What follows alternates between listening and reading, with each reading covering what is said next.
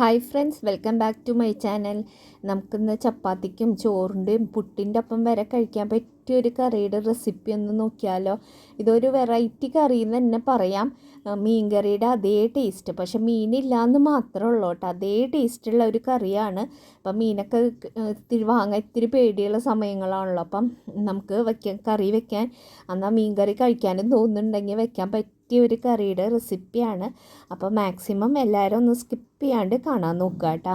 അപ്പോൾ ആദ്യം നമുക്ക് ചതയ്ക്കാനുള്ള കാര്യങ്ങൾ നോക്കാം. അപ്പോൾ അതിനായിട്ട് ഉള്ളി എടുത്ത് വെച്ചിട്ടുണ്ട്.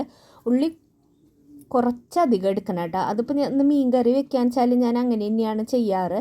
പിന്നെ 2 തക്കാളി, കറിവേപ്പില, പച്ചമുളക്, സവാള കേട്ടോ. സവാള ഒരെണ്ണം മതി, തക്കാളി 2 എണ്ണം എടുത്തിട്ടുണ്ട്. പിന്നെ എരിവുള്ള പച്ചമുളകാണ്, അത് കാരണം ഞാൻ 4 എണ്ണം. ഈ വക കറിക്കൊക്കെ എരിവ് ഇത്തിരി അധികം വേണം.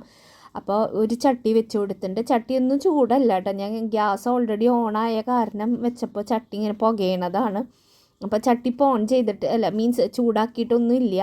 അപ്പോൾ ചതച്ചിട്ട് നമ്മുടെ ഉള്ളിയും ഇഞ്ചിയും ചതച്ചിട്ട് ആഡ് ചെയ്ത് കൊടുക്കുക. പിന്നെ കറിവേപ്പില ഇട്ട് കൊടുക്കുന്നുണ്ട്.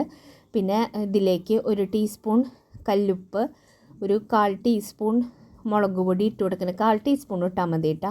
പിന്നെ 1 ടീസ്പൂൺ നിറച്ച് നല്ല എരിവുള്ള മുളക് പൊടിയാണ്, അപ്പോൾ അത് ഇട്ട് കൊടുക്കുന്നുണ്ട്. പിന്നെ ഇതിലേക്ക് കുറച്ച് വെളിച്ചെണ്ണ കേട്ടോ. വെളിച്ചെണ്ണ എന്തായാലും ആഡ് ചെയ്യണം. എന്നിട്ട് നമ്മുടെ കൈ വെച്ചിട്ട് തന്നെ നന്നായി ഒന്ന് തിരുമ്പി ആ ഉള്ളിയും ഇഞ്ചിയും അതൊക്കെ ഒന്ന് നന്നായി ഉടച്ചെടുക്കണം കേട്ടോ. ഒരു പ്രത്യേക ടേസ്റ്റാണ് കേട്ടോ ഇങ്ങനെ ചെയ്യുമ്പോൾ. അത് ഞാൻ മീൻ കറി വെക്കുമ്പോഴൊക്കെ എപ്പോഴും പറയാറുണ്ട്. അപ്പോൾ ഇങ്ങനെയൊന്ന് ചെയ്ത് നോക്കിയാൽ നല്ലൊരു എന്താ പറയുക, ഒരു പ്രത്യേക ടേസ്റ്റ് തന്നെയാണ് നമ്മുടെ കറിക്ക്. നല്ലൊരു മണവും കിട്ടും. അപ്പോൾ നമ്മുടെ കൈ വെച്ച് തന്നെ തിരുമ്പണം, അല്ലാണ്ട് സ്പൂണൊന്നും വെച്ച് തിരുമ്പി അങ്ങനെ കിട്ടില്ല കേട്ടോ. ഇനി ഇതിലേക്ക് പച്ചമുളകൊന്ന് നടു കീറി ഇട്ട് കൊടുക്കുന്നുണ്ട്. ഞാൻ ഇങ്ങനെ തിരുമ്പണ കാരണമാണ് പച്ചമുളക് ഇടാണ്ടിരുന്നത്. അപ്പോൾ അതും ഒന്ന് കട്ട് ചെയ്തിട്ട് ഇട്ട് കൊടുത്തിട്ട് ബാക്കിയുള്ള സവാള, തക്കാളി എല്ലാം ആഡ് ചെയ്ത് കൊടുക്കുന്നുണ്ട് കേട്ടോ. സവാള ഒരെണ്ണം മതി, തക്കാളി 2 എണ്ണം എടുത്തിട്ടുണ്ട് കേട്ടോ. മീഡിയം സൈസുള്ള 2 തക്കാളി എടുത്തിട്ടുള്ളത്. എന്നിട്ട് ഇതെല്ലാം കൂടി ഒന്ന് നന്നായി ഒന്ന് മിക്സ് ചെയ്യുന്നുണ്ട് കേട്ടോ. നന്നായി മിക്സ് ചെയ്യണം. അതിന് ശേഷം ഞാൻ ഇതിലേക്ക് കുടപ്പുളി ആഡ് ചെയ്ത് കൊടുക്കുന്നുണ്ട്. പുളി അധികം ഇഷ്ടമല്ലെങ്കിൽ ഈ കുടപ്പുളി ആഡ് ചെയ്യേണ്ട യാതൊരു കാര്യമില്ല, തക്കാളി മാത്രം മതി. പക്ഷേ ഈ വക കറിക്കൊക്കെ ഇത്തിരി എരിവും ഇത്തിരി പുളി ഉണ്ടെങ്കിൽ ഒരു ടേസ്റ്റുള്ള ചോറിന് നല്ലൊരു ചൊടി ഉണ്ടാവുക എന്ന് പറയില്ലേ. അപ്പോൾ കുടപ്പുളി ഞാൻ വെള്ളത്തിലിട്ട് വെച്ചിട്ടുണ്ടായിരുന്നതാണ്, അതും ഇതിലേക്ക് ആഡ് ചെയ്ത് കൊടുത്തിട്ട് നന്നായി ഒന്ന് ഇളക്കുന്നുണ്ട്. പിന്നെ ഞാനിതിലിപ്പോൾ ചെയ്തിട്ടുള്ള രീതി എന്ന് പറഞ്ഞാൽ നാളികേരം, ഒരു മീഡിയം സൈസുള്ള നാളികേരം എടുത്തിട്ടുണ്ടായിരുന്നത്. അത് ആദ്യം ഇതിൽ നിന്ന് ഞാൻ തൻപാൽ പിഴിഞ്ഞെടുത്തു. അതിന് ശേഷം ഇത്തിരി ലൂസായിട്ടുള്ള കൺസിസ്റ്റൻസിയിലുള്ള നാളികേര പാലും എടുത്തു കേട്ടോ. ബാക്കിയുള്ള നാളികേരം ഞാൻ നന്നായിട്ട് അരച്ചിട്ട് ഇതിലേക്ക് ആഡ് ചെയ്ത് കൊടുത്തിട്ടുണ്ട്, നന്നായി അരച്ചിട്ട് കേട്ടോ. പിന്നെ ഇപ്പം ഞാൻ നാളികേര പാൽ ഒഴിച്ച് കൊടുക്കണില്ല. ഇതൊന്ന് തിളച്ച് വെന്തതിന് ശേഷമാണ് നാളികേര പാൽ ആഡ് ചെയ്ത് കൊടുക്കണം. അപ്പോൾ ഇതൊന്ന് നമുക്കിനി തിളപ്പിക്കാൻ വെക്കാം കേട്ടോ. ഇനി ഇത് നന്നായി ഒന്ന് തിളക്കട്ടെ. ഒന്ന് തിളച്ച് വന്നതിന് ശേഷം ഇതിലേക്ക് നമുക്ക് നാളികേര പാൽ ആഡ് ചെയ്ത്, ഞാൻ ആ മിക്സിയുടെ ജാറിൽ കുറച്ചും കൂടി വെള്ളം ഒഴിച്ചിട്ട് ഒന്ന് ഒഴിച്ച് കൊടുത്തിട്ടുണ്ടായിരുന്നു. ഇത്തിരി ഒന്ന് തിളക്കണമല്ലോ ഇത്.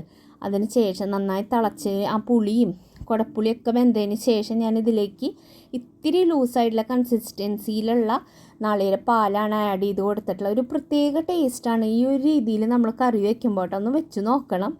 അപ്പോൾ ഇതും ഇനി നന്നായി ഒന്ന് തിളക്കട്ടെ കേട്ടോ.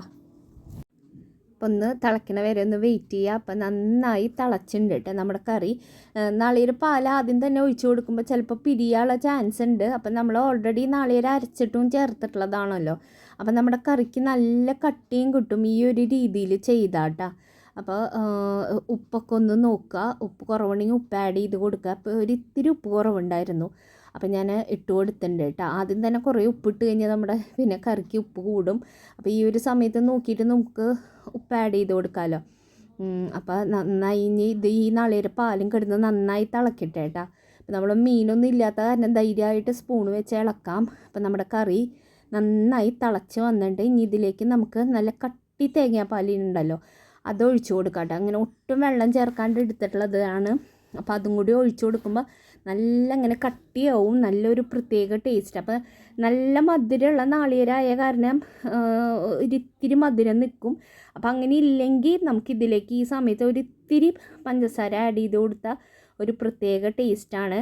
ഇനി നമുക്ക് സാധാ പോലെ മീൻകറി കാച്ചണ പോലെ കാച്ചാം. വെളിച്ചെണ്ണേനാണ് കേട്ടോ ഞാൻ കാച്ചണത്, ഓയിലൊന്നും ആഡ് ചെയ്ത് കൊടുക്കരുത്.